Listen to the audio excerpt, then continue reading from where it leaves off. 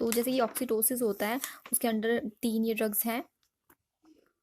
Oxytocin है, और ये दूसरे वाली है मिथार्जिन, जिसके अंडर आती है प्रोस्टाग्लैंडिन होती है, और ये एर्गो डेरिवेटिव को एक्सप्लेन किया हुआ है हमने, जिसमें कि उनकी डोज दी गई है, और आप देख सकते हो कि क्या एक्शन है उस दवाई का, डोज, कॉन्ट्रा इंडिकेशंस क्या है वो लिखा हुआ है लास्ट में।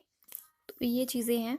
डेंजर्स दिया हुआ है मेडिसिन का, और नर्सिंग कंसीडरेशंस। असेसमेंट होगा, एडमिनिस्ट्रेशन में क्या होगा, then evaluate, teach client and family.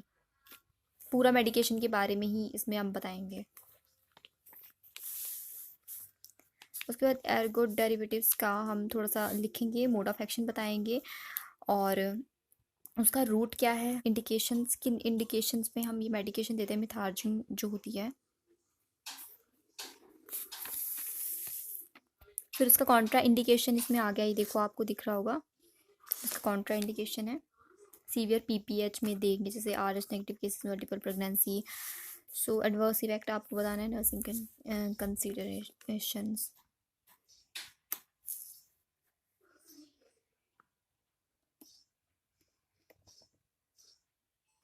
Next है एनाल्जेसिया इन ऑब्स्टेटिक्स की, कौन कौन सी एनाल्जेसिक्स जो मेडिकेशन है वो हम यूज़ करेंगे। तो सिडेटिव एंड एनाल्जेसिक इनहेलेशन में भी देंगे, और रीजनल एनाल्जेसिक। सो ये एक्सप्लेन करा हुआ है यहाँ पे 1 बाय 1 के मेडिसिन के नेम, और रीजनल में कौन सा है, एपिड्यूरल एनाल्जेसिया है इसमें, जो कि सिंपलेस्ट एंड सेफेस्ट होता है। फिर इसमें सर्वाइकल का लिखा हुआ है, पेरिनियल का बताया गया है, जो कि लिडोकेन होता है। ये देखिए, ये ज़्यादातर यूज़ भी किया जाता है हॉस्पिटल्स में, और वार्ड्स में भी रखा होता है, आईसीयूज़ में भी होता है। उसके बाद एंटी हाइपरटेंसिव ड्रग्स, ये सारी वो मेडिकेशन है जो कि ऑब्स्टेटिक्स में ज़्यादातर यूज़ होती हैं। आपको गायनी के वार्ड में मिल जाएगा, और लेबर रूम में मिल जाएंगी मेडिकेशंस आपको। वो ये सारी मेडिकेशन है, और ये हमें ज़रूर दी जाती है। ड्रग बुक बनानी होती है हमें ओबीजी के सब्जेक्ट में, जैसे कि मेडिकल सर्जिकल की ड्रग बुक बनती है, वैसे ही बनती है इसकी भी, जैसे पीडियाट्रिक की भी वैसे बनाई जाती है। तो ये जितनी भी एंटी हाइपरटेंसिव ड्रग्स अभी चल रही हैं इसमें, निफेडिपिन चल रही है, उनका एक्शन चल रहा है, कॉन्ट्राइंडिकेशन, साइड इफेक्ट्स, ठीक है, और डोज। उसके बाद ये है डाइजॉक्साइड, फिर इसका वैसोडाइलेटर, इसका एक्शन है, कॉन्ट्राइंडिकेशन आपको लिखना है इसका। उसके बाद सोडियम नाइट्रोक्साइड है, ये भी हाइपरटेंशन में दी जाती है। जो मैलिग्नेंट हाइपरटेंशन होता है ना, उसमें भी दी जाती है।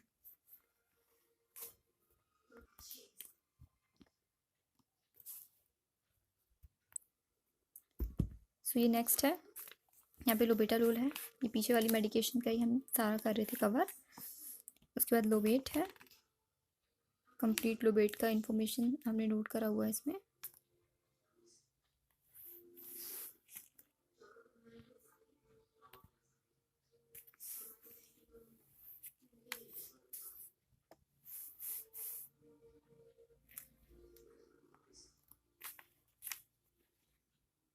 डायरेटिक्स देख सकते हैं, जो कि डायरेटिक्स जो भी ऑब्स्टेटिक में यूज़ होती हैं वो है, ये बहुत कॉमन है, लेसिक सब जगह यूज़ होती है, हर वार्ड में आपको मिलेगा, ये आईसीयू में मिलेगा, और जनरल वार्ड में फ्लूसीमाइड। तो ये डायरेटिक्स होता है।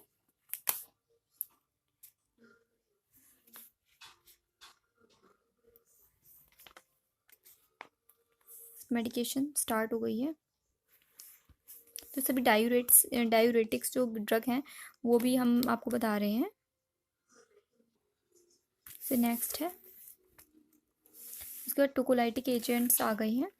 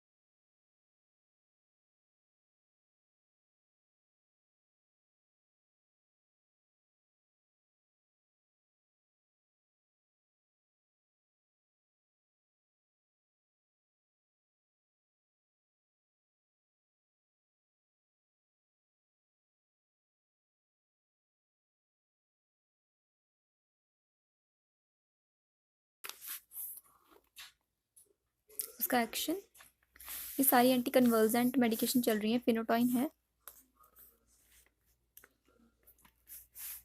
तो अभी ये सारी की सारी एंटी कन्वर्जेंट ड्रग ही हैं।